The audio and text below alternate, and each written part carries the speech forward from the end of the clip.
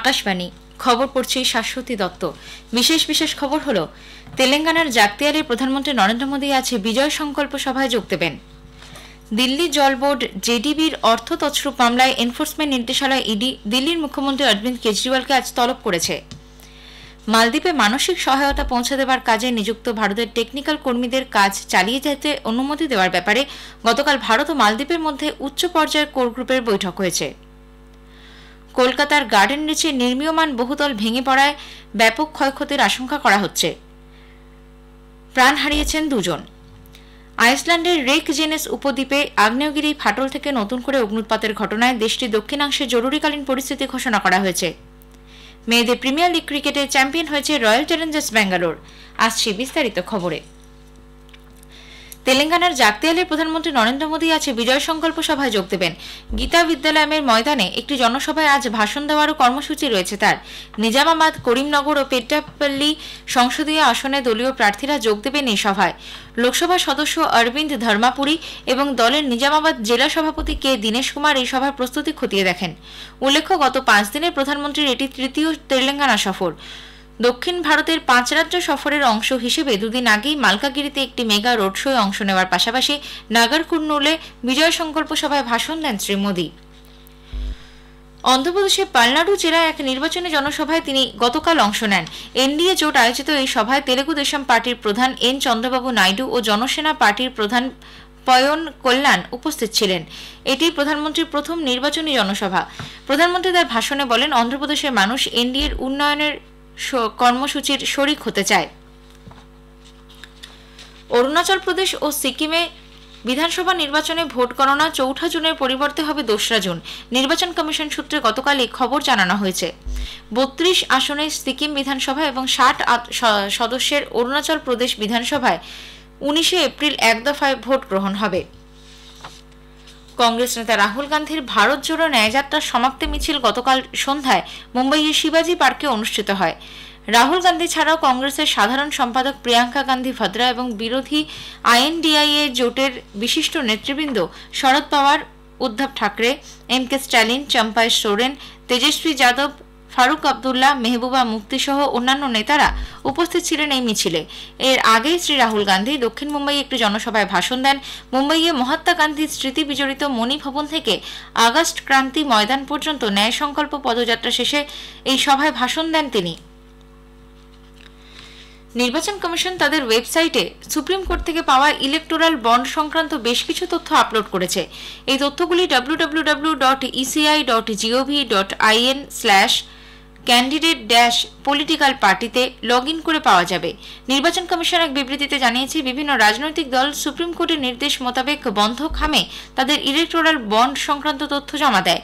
রাজনৈতিক দলগুলির কাছ থেকে পাওয়া এই তথ্য সুপ্রিম কোর্ট একটি পেনড্রাইভ এবং লিখিত আকারে নির্বাচন কমিশনকে ফেরত পাঠিয়েছে। সেই তথ্যগুলি গতকাল কমিশনের ওয়েবসাইটে আপলোড করা হয়েছে। এখান থেকে কোন রাজনৈতিক দল কোন বছরে কত টাকা পেয়েছে তার হিসাব পাওয়া যাবে। অভিন্ন বিশ্ববিদ্যালয় প্রবেশিকা পরীক্ষার দিনক্ষণ নির্বাচনের জন্য কিছু পরিবর্তন করা হতে পারে। ন্যাশনাল টেস্টিং এজেন্সি আয়োজিত এই পরীক্ষা 15 থেকে 31 মের মধ্যে হওয়ার সম্ভাবনা রয়েছে। তবে এই সময়কালে 20 এবং 25 মে সাধারণ নির্বাচনের দিন ঘোষণা হওয়ায় পরীক্ষায় বসার জন্য আবেদনপত্রের শেষ তারিখ 26 মের পর সংগৃহীত তথ্যের ভিত্তিতে পরিবর্তিত দিনক্ষণ ঘোষণা করা হবে। দিল্লি জল বোর্ড জেডিবির অর্থ তছরূপ মামলায় এনফোর্সমেন্ট নির্দেশালয় ইডি দিল্লির মুখ্যমন্ত্রী অরবিন্দ কেজরিওয়ালকে আজ তলব করেছে। জাতীয় রাজধানীতে তদন্তকারী সংস্থাটির কার্যালয়ে আজ হাজিরা দিতে বলা হয়েছে তাকে। অর্থ তছরূপ প্রতিরোধ আইন পিএমএল এর আওতায় তার বয়ান রেকর্ড করা হবে। জেডিবির মামলায় ইডির অভিযোগ, দিল্লি সরকারের এই দপ্তরে করা চুক্তিতে দুর্নীতি থেকে আসা ঘুষের অর্থ আপকে নির্বাচনী তহবিল হিসেবে দেওয়া হয়েছিল। গত মাসে সিবিআই শ্রী কেজরিওয়ালের ব্যক্তিগত সহকারী বিভব কুমার, দলের রাজ্যসভার সাংসদ এনডি গুপ্তা, প্রাক্তন ডিজেবি সদস্য শলভ কুমার, চার্টার্ড অ্যাকাউন্টেন্ট পঙ্কজ মঙ্গল এবং আরও কয়েকজনের বাড়িতে অভিযান চালায়। সিবিআই এর এফআইআর অনুযায়ী ডিজেবির প্রাক্তন প্রধান ইঞ্জিনিয়ার জগদীশ কুমার অরোরা প্রযুক্তিগত যোগ্যতা না থাকা সত্ত্বেও মোট 38 কোটি টাকা ব্যয়ে এনকেজি ইনফ্রাস্ট্রাকচার লিমিটেড নামে একটি সংস্থাকে বোর্ডের বরাত দেন। ইতিমধ্যে ইডি এই মামলায় শ্রী অরোরা এবং অনিল কুমার আগরওয়াল নামে এক চুক্তিভিত্তিক কর্মীকে চলতি বছরের জানুয়ারি মাসে গ্রেপ্তার করে। উল্লেখ্য, পিএমএল এর আওতায় এটি দ্বিতীয় মামলা যাতে কেজরিওয়ালকে তলব করা হলো। ইতিমধ্যে দিল্লি আবগারি নীতি সংক্রান্ত আর্থিক তছরূপ মামলায় জিজ্ঞাসাবাদের জন্য তাকে সমন পাঠানো হয়েছে। এ পর্যন্ত এই মামলায় 8 বার হাজিরা এড়িয়েছেন তিনি এবং সেগুলিকে বেআইনি বলেও অভিহিত করেছেন। আবগারি নীতি মামলায় চলতি মাসের 21 তারিখে হাজিরা দেওয়ার জন্য নবমবার তলবি নোটিশ পাঠিয়েছে ইডি। ছত্তিশগড়ের অর্থনৈতিক অপরাধ সংক্রান্ত ব্যুরো সে রাজ্যের প্রাক্তন মুখ্যমন্ত্রী ভূপেশ বাঘেল সহ 19 জনের বিরুদ্ধে মহাদেব অনলাইন বেটিং কেলেঙ্কারিতে এফআইআর দায়ের করা হয়েছে। এনফোর্সমেন্ট নির্দেশালয়ের আবেদনের ভিত্তিতে এই তদন্ত শুরু হয়েছে 4 মার্চ। অভিযুক্তদের বিরুদ্ধে দুর্নীতি প্রতিরোধ আইনে প্রতারণা, ফৌজদারি চক্রান্ত এবং জালিয়াতির অভিযোগ আনা হয়েছে। এফআইআরে জানানো হয়েছে এই অনলাইন বেটিং অ্যাপ থেকে প্রাপ্য বেআইনি অর্থ সেল কোম্পানি এবং শেয়ার বাজার সহ বিভিন্ন সংস্থায় বিনিয়োগ করা হয়েছে। তাদের এই বেআইনি কাজকে আড়াল করতে পুলিশ প্রশাসন ও প্রভাবশালী রাজনৈতিক নেতাদের সাহায্য নেওয়া হয়। এর পরিবর্তে এইসব সাহায্যকারীকে মোটা অঙ্কের টাকা দেওয়া হতো। জাতীয় তদন্ত সংস্থা এনআইএ পুনের কান্ধোয়াতে আইসিস মামলায় অভিযুক্তদের 4টি অস্থাবর সম্পত্তি বাজেয়াপ্ত করেছে। এনআইএ সূত্রে জানানো হয়েছে 3 জন পলাতক সহ 11 জন সন্ত্রাসবাদে অভিযুক্ত ব্যক্তির সঙ্গে কোনো না কোনোভাবে এই সম্পত্তির মালিকানার যোগ রয়েছে। এই বাড়িগুলিতে সন্ত্রাসবাদী তৎপরতার জন্য বোমা বানানোর প্রশিক্ষণ দেওয়া হতো। মহারাষ্ট্র, গুজরাট সহ দেশের বিভিন্ন স্থানে সন্ত্রাসবাদী হামলা চালানোর জন্য আইসিস গোষ্ঠীকে যে চক্রান্ত করেছিল, মামলাটি সেই বিষয়ে দায়ের হয়। মালদ্বীপে মানসিক সহায়তা পৌঁছে দেওয়ার কাজে নিযুক্ত ভারতের টেকনিক্যাল কর্মীদের কাজ চালিয়ে যেতে অনুমতি দেওয়ার ব্যাপারে গতকাল মালেতে ভারত ও মালদ্বীপের মধ্যে উচ্চ পর্যায়ের কোর গ্রুপের একটি বৈঠক হয়েছে। এক সরকারি বিবৃতিতে বিদেশ মন্ত্রক সূত্রে জানানো হয়েছে, বৈঠকে দুই দেশই দ্বিপাক্ষিক সম্পর্কের নানা দিক নিয়ে আলোচনা করেছে। দ্বিপাক্ষিক বাণিজ্য, লগ্নি এবং মানুষের সঙ্গে মানুষের যোগাযোগ আরও বৃদ্ধির মতো বিষয় নিয়েও কথা হয়।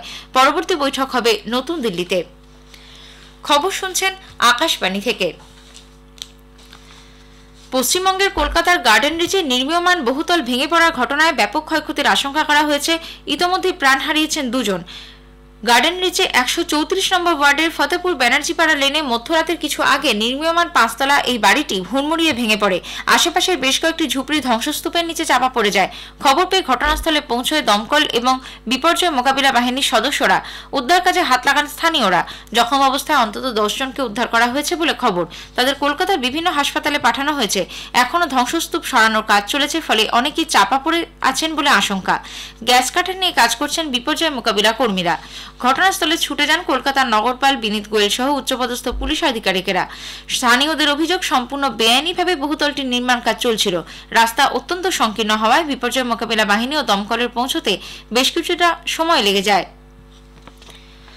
আইসল্যান্ডের রেইকজেনেস উপদ্বীপে আগ্নেয়গিরি ফাটল থেকে নতুন করে অগ্নুৎপাতের ঘটনায় দেশটির দক্ষিণাংশে জরুরিকালীন পরিস্থিতি ঘোষণা করা হয়েছে। এক বিবৃতিতে আইসল্যান্ডের আবহাওয়া দপ্তর জানিয়েছে, গত রাত থেকে আগ্নেয়গিরি ফাটল থেকে অত্যন্ত দ্রুত গতিতে লাভা বেরিয়ে আসতে শুরু করে। পরিস্থিতি খারাপ হওয়ার আশঙ্কায় গ্রিনডাভিক শহর থেকে মানুষজনকে অন্যত্র সরিয়ে নিয়ে যাওয়া হয়েছে।